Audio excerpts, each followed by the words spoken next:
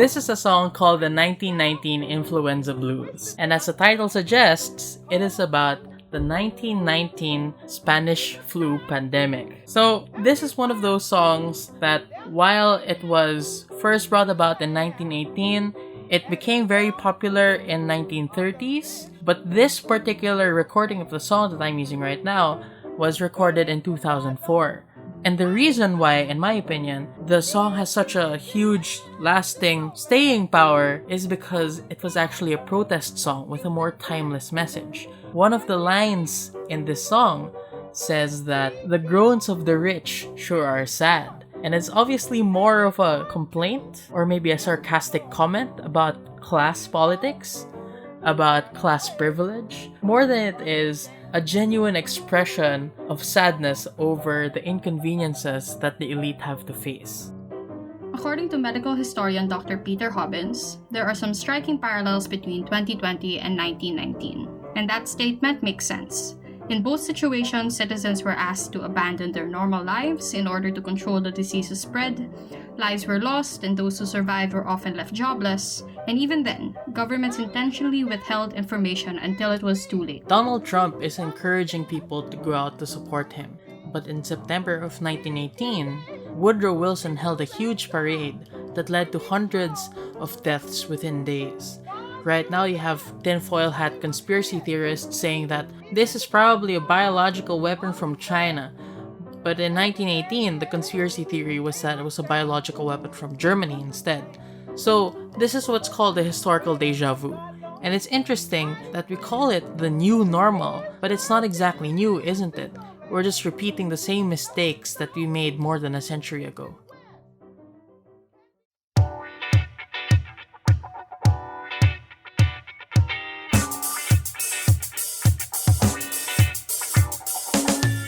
Another episode of Debatable with your hosts Nina and Kyle. So it's been a while, and that's honestly because we planned on just recording again when everything would go back to normal and I can physically be with Kyle and just share the mic.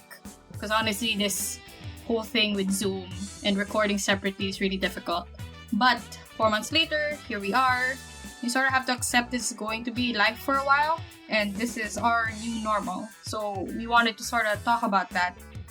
So how's your new normal been, Kyle?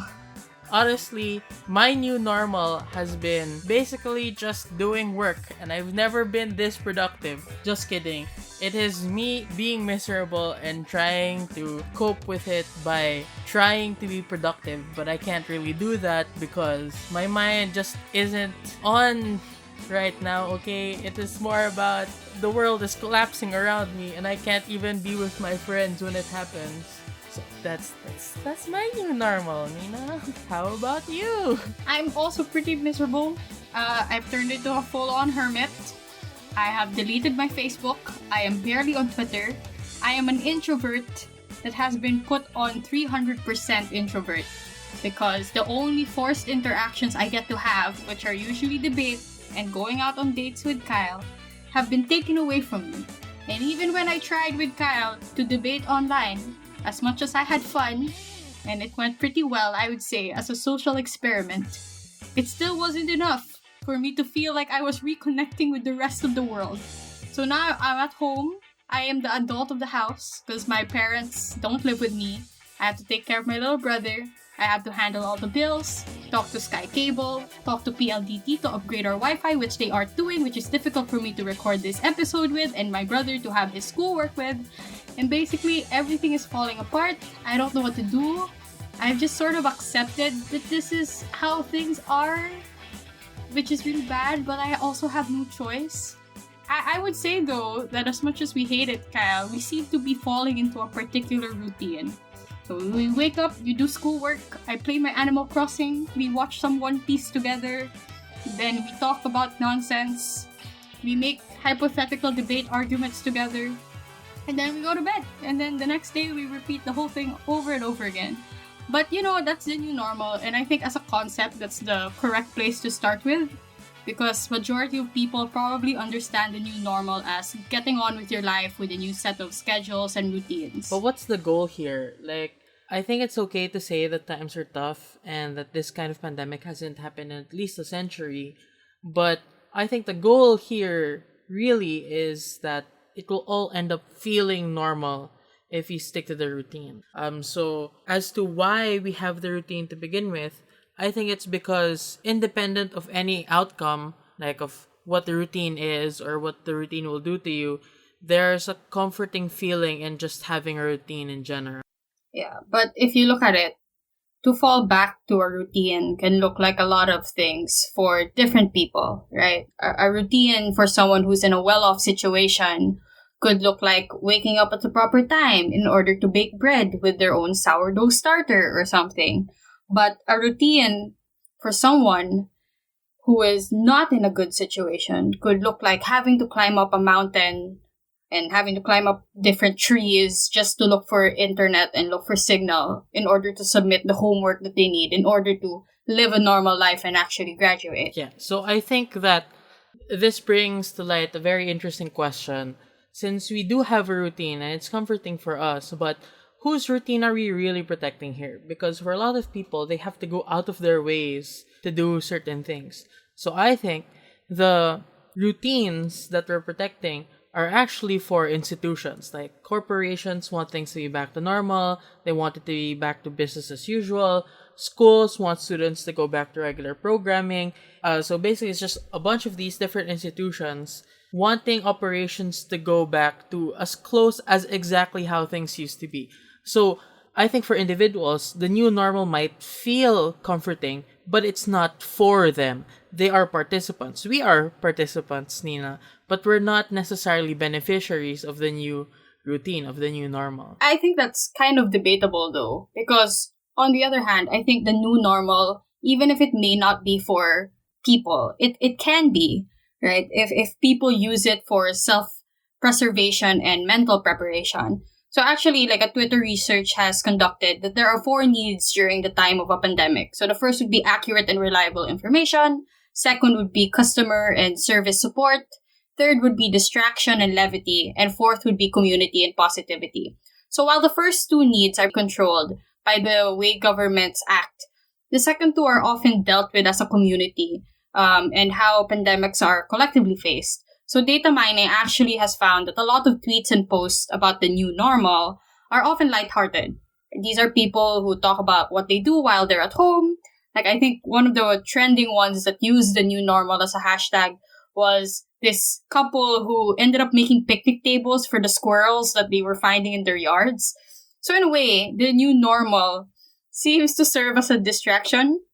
And in that sense, I think there could be a benefit. Yeah, so I think that the phrase new normal can be a comforting term for a lot of people who have lost their old lives and are attempting to find simple joys and silver linings in the new versions of the lives that they're living. And I agree with you that this is probably how positivity could be reached, through the kind of acceptance that leads to people looking forward to new things and opportunities. So it's basically the notion that you can accept things and then use them as a way to create meaning. And this is positive nihilism, isn't it? Like the world is pretty absurd right now, but you must imagine Sisyphus happy. So some would argue that this makes the term the new normal a good thing, because it manages to allow people to get themselves out of loops of despair, negative feedback loop of self-pity. This is a similar argument that a person could make for example, if the debate is about Filipino resilience being used as a term, like, wow, they're very resilient. And most people will be like, yeah, wow, very resilient. But a lot of think pieces go like, well, we shouldn't really be celebrating this because they are still victims of a system. So maybe an argument here is that, yeah, sure, even if they are victims of some system, they are still able to make some meaning out of their experiences because of terms like these or because of attitudes like these. Yeah. So besides providing silver linings and good vibes, you could also say that the term does a good job of conveying that change needs to happen. Because there obviously are things we won't be getting back for a while or ever, right? So we won't be having huge concerts again or random handshakes after a debate or crowd gatherings in general. To say things would go back to the way things were is obviously a lie at this point. And the new normal is probably the best form to convey this kind of change. It's a genuine expression of things being different and having to move forward after the pandemic itself, if we ever reach that point. So basically, this is very debatable, especially because it's very similar to the term Filipino resilience and how it works as a concept. So personally, I can see the value in both sides of the argument. I choose to be positive in this regard though, because I don't think I can take any more negativity in my life right now. I think I'm gonna die from my mental illness, if anything. Yeah, so here's my bias though. I think it's more of the same hand washing by the people in power. Like, I already tweeted some of my thoughts about this. I said that the phrase new normal is basically just an excuse for all the failings that our government has had in trying to contain the virus. So the government goes like, yeah, well, people are dying. Yes, we are borrowing trillions with apparently nothing to show for it. There's a sauna that not everyone can watch because one of the largest networks in the Philippines got taken off the air. There's an anti-terror bill that's very vague. People are getting unemployed, but oh well, it's the new normal. Shut up. Stay at home. Shut up. Ang arte nyo kasi. It's simple. It's normal. Shut up. It's the new normal. Stay at home. So it gets worse when you find out how the term the new normal was actually used historically. It was introduced by economists and policymakers following the 2007 to 2008 financial crisis. It was the term made in response to questions on whether or not the economy would go back to the way it did. Obviously, government officials and economists couldn't find a way to, so they just assured people that this new normal could be better, that we're gonna go back to normal, but it's gonna look a little bit different. So it was also because the term new gives an implicit promise of improvement, even if it's not the case. The term was also used after the 2008 to 2012 global recession, and it was also used by China since 2012 to distract people from the fact that their economic growth was declining. They were just saying, no, it's not the end of an era, it's the new normal.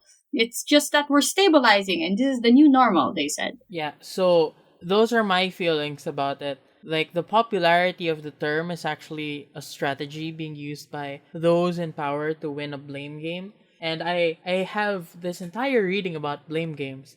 But basically, it's that blame games are important because people want to know why the situation gets as bad as it is, especially in crises. So they want to know who to hold accountable. So whenever there's a crisis, there's a blame game. And they're useful because it's supposed to A, let us better diagnose the problem, and B, know how we can fix it, and C, make sure that it doesn't happen again. But if you look at how it's being packaged, it always seems like it's never the government's fault. Like, it's actually yours. You are the one who's being makulit. Give the government more power. We'll fix it this time. Give us more money. We'll fix it this time. All I know is that it isn't the government's fault. When it came here, it was an act of God. When it spread, it was either an act of God or an act of makulit citizens who want too much freedom. So, if there is a blame game, and you see this throughout history, usually what happens is the first thing that governments do, or people in power, the first thing that they do is deny that there's even a crisis. And then after that, if there is a crisis and it's acknowledged by everyone, that's where they go into their blame shifting strategies. Like, they're trying to say it's an act of God, which is what they did also when they said na no one could have stopped this or something like that. And then instead of it being the fault of the system as a whole, it's a fault of people within the system, individual incompetent public officials. And then even after that, blame gets shifted even more to the single individual taxpayer. So it is a continuous shifting and shifting of blame until the government is just not in the picture at all. So besides being able to assign blame, I think another benefit as to why institutions like using the term the new normal is because it's used to collectively lower expectations. So even if there's no one to blame, or the blame is like in so many different areas, at the very least you don't expect much anymore as people, as citizens, as people who have to deal with the crisis. Because one way it lowers expectations is because the government can basically do anything or nothing. Then they'll slap the new normal as a label for it. They'll call it the new normal. Like, here it is. We did our best. You just have to live with this. because this is what normal is now. And because it's called normal, we can't do much to demand for more. Psychologically speaking, the term normal does a really good job at normalizing whatever the situation is. The other way that it lowers expectations is because we're just kind of going to be receptive to a lot of things because other countries also use the same term. And sadly, we don't always do a good job at looking at nuances. So if we use the term the new normal, and other countries who are better off and have better policies and better government officials and better hospitals, they use the same term, we are easily fooled to believing everyone is on the same page. Governments know this, and sadly they use it to their advantage because if they use the new normal, it's an ability to hide from criticism and fool people.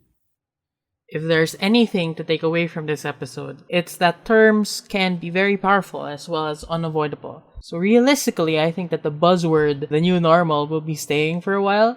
And while you'll be seeing probably lots of content creators and media outlets using the term, talking about it the same way that we did, I still think that people should be careful about looking into how the term is used and also why that term is the one that's being used. So I feel like it's very catchy actually, like new normal, yay, alliteration. But we also have to make distinctions with how we interpret it, as well as be cautious with how others use the term, because it might very well just be people in power trying to hide realities from you.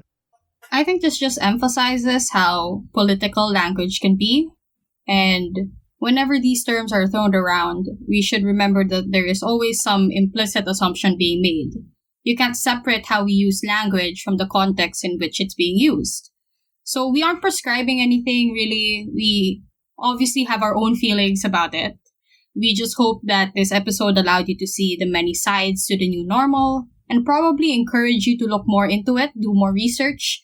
There's surprisingly a lot of information online as to how people use the new normal, how people use it to blame others, and like a lot of research on data mining, on how Twitter is actually tracking the usage of the new normal. I was pretty surprised actually when researching for this episode. So we hope you make your own opinions about it.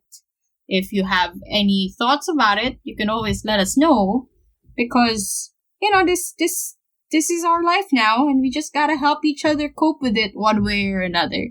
And maybe one day this will become a debate topic, so it's better to be prepared. Like the motion on Filipino resilience and stuff. So that's it for this episode. Thank you for listening, and thank you for waiting for us to come back. It feels weird to be back. It doesn't feel normal, but it feels a little bit like before, and I guess that's the point. Okay, that's all. Bye!